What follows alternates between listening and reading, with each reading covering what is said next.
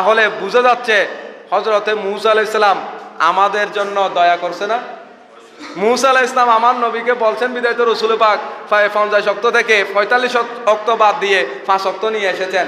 কিন্তু না, মূসা আলাইহিস সালাম আমাদের জন্য বেশি ওনার দরদ হয়েছে, এই কারণে উনি নামাজ ক্ষমা আনার জন্য রসুলকে বলে নাই।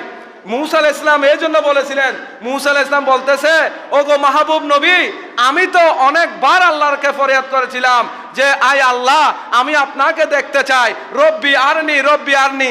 আল্লাহ বলেছেন লন তারানি, এ মূসা কিয়ামত পর্যন্ত তুমি দেখতে পারবে না। আমি মূসা আলাইহিস সালাম আল্লাহকে দেখতে চেয়েছি, ফরিয়াদ করেছি, আল্লাহ দেখা দেয় নাই। আর আপনি নবী তো না চাওয়ার সত্ত্বেও স্বয়ং আল্লাহ নিজে দেখা দিয়েছেন। মূসা আলাইহিস সালাম বলতেছে, আমি যখন আপনি নবীর চেহারার দিকে তাকাচ্ছি আমি আল্লাহ দেখার স্বাদ পাচ্ছি, আমি যখন আপনি রসুলের দিকে দেখতেছি আমি আল্লাহ দেখার মজা পাচ্ছি। ওই মজাটা বারংবার নেওয়ার জন্য আমি বারংবার রসুলকে আল্লাহর কাছে পাঠিয়েছিলাম। জুড়ে বলুন না সুবহানাল্লাহ।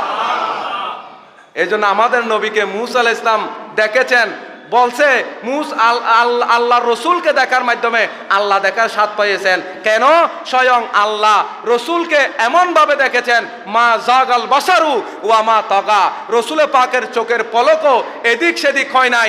যে নবীকে মূসা আলাইহিস সালাম দেখতে চেয়েছেন, যে নবীকে সমস্ত নবীরা ইমাম বানিয়ে নামাজ আদায় করেছেন, আমরা সেই রহমতুল লিল আলামিন নবীর উম্মত। জুড়ে বলুন না সুবহানাল্লাহ। সেই নবীর উম্মত হয়ে যদি আমরা 5 ওয়াক্ত নামাজকে অবহেলা করি, তাহলে এটা উম্মত হিসেবে কি ওয়াফাদার উম্মত হবে না বেওয়াফা হবে? এই জন্য এই 5 ওয়াক্ত নামাজকে আল্লাহর হাবিব বলেছেন মুমিনদের জন্য এটা মেরাজ। কারণ যে বান্দা এই নামাজের মধ্যে দাঁড়িয়েছে, মনে করতে হবে আমি আল্লাহর সামনে দাঁড়িয়েছি।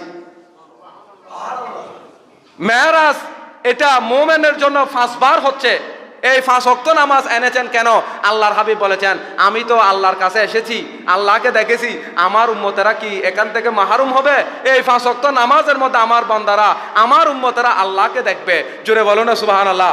এই জন্য হাদিসে জিবরিল, মেশকাত শরীফের শুরুর মধ্যে যে হাদিস আছে, হাদিসে জিবরিল বলা হয়, ওই জিবরিল হাদিসের মধ্যে বলা হয়েছে যে তুমি যখন নামাজের মধ্যে দাঁড়াও তখন তুমি মনে করো যে তুমি আল্লাহকে দেখতেছো।